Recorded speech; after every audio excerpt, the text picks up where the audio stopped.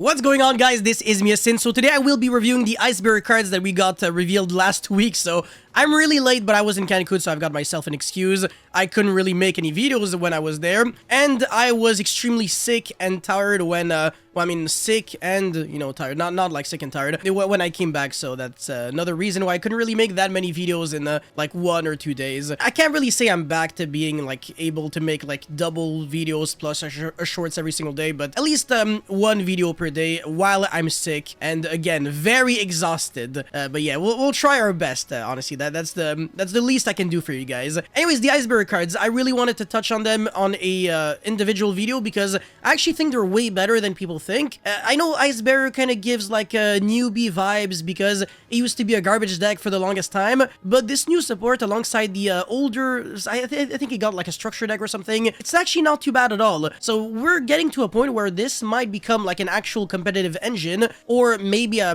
good standalone deck if you can splash in some other engines in the deck as well. So yeah, I will be reviewing everything today, but before this video starts, you already know the drill. Friendly reminder to smash the like and subscribe button. And now let's get right into the first card, which is this card looks really unique. I mean, it looks like the combination of, I think, all the Ice Barrier Dragon Synchro monsters. Yeah, it looks really similar to like Gungnir because it's red, and it also looks similar to Trishula. I don't know if it's also like a Brionac, but yeah, it's pretty much like all of them at the same time. So that's actually really nice. Anyways, the card is Lancia, Dragonic Ancestor of the Ice Spirit Mountain, level 10 Water Dragon Synchro, same stats as Trishula if I recall correctly, and it's somewhat generic outside of the fact that you need a water tuner. You can only use the first effect of this card's name up to twice per turn. Oh, we like to see that. Once per chain, if your opponent special summons a monsters, you can special summon one Ice Barrier monster from your hand, deck, extra deck, or graveyard. Then you can change one opponent's attack position monster to defense. This is really relevant, by the way. And the reason why you can, why changing the battle position of an opponent's monster is relevant is because you can summon some floodgates that have like really bad stats, but while they're on the field, while you control an Ice Barrier monster, you are locking your opponent out of doing a lot of things. So for example, with this card, you could be special summoning Warlock of the Ice Barrier, and this card's basically an anti-spell fragrance, but it only has 1000 defense, so it's easy for your opponent to just jump over. But again, if you can change the battle position of your opponent's monster, it's gonna be harder for your opponent to deal with this card. And while you control another Ice Barrier monster, both players must set spells and spell cards before they can activate them, and they also have to wait like a full turn until they can use them. So that's honestly really cracked. Warlock of the Ice Barrier is really scary. And you could also summon Revealer of the Ice Barrier, which prevents your opponent from tribute summoning. Not really relevant against Flundereeze because, well, I mean, it's broken against Flundereeze, but the issue is that against Flundereeze, your opponent will never special summon a monster, so this effect is irrelevant. But if you can summon the Revealer of the Ice Barrier like yourself naturally on your own turn, then you're actually just gonna have a free W against Flundereeze because can't really do anything about it. Anyways, if this face-up Synchro Summon card and its owner's control leaves the field by your opponent, so it could literally get Kaiju'd and it would still work, you can special summon one Ice Barrier Synchro monster from your extra deck. This is treated as a Synchro Summon. Oh my god, this is actually so freaking cool. Alright, so the really cool thing about this card is that it is an optional if effect, meaning that it cannot miss timing. Well, I mean, it doesn't have to be like an optional. As long as it's an if effect, it just won't miss timing. Which means that, again, if it's getting Kaiju'd or something, or destroyed in Chainlink 2 or higher, it's fine. It's still gonna be able to successfully summon an Ice Barrier Synchro monster on a separate Chainlink, and as long as this effect triggers in Chainlink 1, and there is nothing, after that, obviously, if it's in Chainlink 1, then you're fine, you will be able to summon Trishula, and then banish up to 3 cards your opponent controls, I mean, like in total. Or you could summon the other Trishula, because again, it is treated as a Synchro Summon, so whether you want to summon the Trishula Zero Dragon of the Ice Barrier or the regular Trishula Dragon of the Ice Barrier, which honestly I think is just a better card, you'll be able to make your opponent go nag like crazy. So that's actually really nice and really punishes your opponent for using board wipes. But your opponent kind of has to use board wipes, otherwise your floodgates are going to be nasty. And speaking of floodgates, look at what we have here. Georges, Swordsman of the Ice Barrier, level 6 Water Winged Beast Tuner effect, 2000 attack and only 1200 defense. Again, that is the recurrent theme with the Ice Barrier monsters. They have garbage stats, very bad, but their effects are usually pretty good, so if you can defend them, you will be fine. And this card definitely is packing a lot. You can only use the first and second effect of this card's once per turn. If you control an Ice Barrier monster, you can special summon this card from your hand in defense position. That's already good, but it gets infinitely better. If this card is normal or special summoned, you can special summon one level 5 or lower Ice Barrier monster from your hand or grave. Doesn't negate the effect, doesn't lock you under anything. I will take that any day of the week. Fantastic card. But again, it gets even better. Monsters in your opponent's graveyard cannot activate their effects while you control another Ice Barrier monster. Remember when I said that this card could just cheat out a bunch of floodgates twice, by the way? This is one of them, so you can summon, like, not really an Abyss Dweller, but rather like a Soul Drain, because against Unchained, your opponent can still use the graveyard effect of the spells and traps when they get destroyed, but it's still going to be shutting down a lot of things. And again, one monster that has 3 effects is always something I'm always glad, I'll always gladly accept. So this is already very, very good, and again, very easy to special summon. When you're summoning this card, off of the first effect of this card, you can also revive back another monster, and it's just gonna be a lot of advantage that you're generating very quickly with Ice Barrier. Can't believe I'm unironically saying that. Anyways, now we've got Mirror Magic Master of the Ice Barrier, and this one might actually be the best card up until now. It is cracked. Absolutely stupid. Like, this is probably the reason why I'm making this video, because otherwise I'd be like, whatever, Ice Barrier, it is what it is. But this card is like idiotic. Like, I'm not exaggerating. Level 2 Aqua Tuner. So already, right off the bat, it is a tuner monster, meaning that you can special summon it off of the effect of Revealer of the Ice Barrier, which is, again, an extremely good card. It is the card that just single-handedly makes you win against Flunderees, and it is a starter, actually, because you get to special summon a monster directly from the deck, and it also has, like, another neat graveyard effect, but not that good. But yeah, this is very nice. So you can only use the first and second effect of this card once per turn. No, actually, sorry, never mind. Level 2 also means that you can Foolish it off of, I don't know, there's like a Ice Bearer monster that's not too bad, Hexa, Spirit of the Ice Bearer.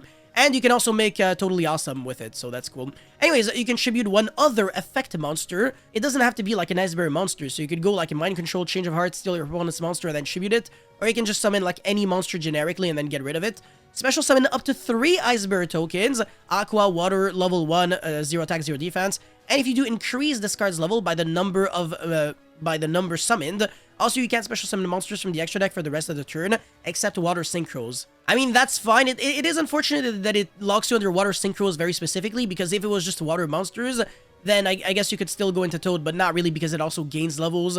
So it's not, you know, like I'm gonna complain too much. You know, you can still summon 3 Ice Bearer tokens. And the reason why this matters is because of a spell card called Wins Over the Ice Barrier. This card reads, tribute any number of Ice Barrier monsters, special summon from your deck that many level 4 lower Ice Barrier monsters with different names from each other. This is really cracked, so if you just got this spell card alongside this and a monster that you can tribute, you get to cheat out 3 monsters from your deck, and their effects are not negated. Like, what is this? And by the way, just in case this wasn't enough, look at this effect. If this card is sent to the graveyard, doesn't have to be a barrier card effect, it doesn't have to be from the field to the graveyard, just if it is sent to the graveyard, so you can go Foolish Burial Dump, and it will trigger. You can add one of your Ice Bearer cards, so spells, monsters, traps, that is banished or in your deck to your hand, except itself. Like, what is this? Everything about this card is ridiculous.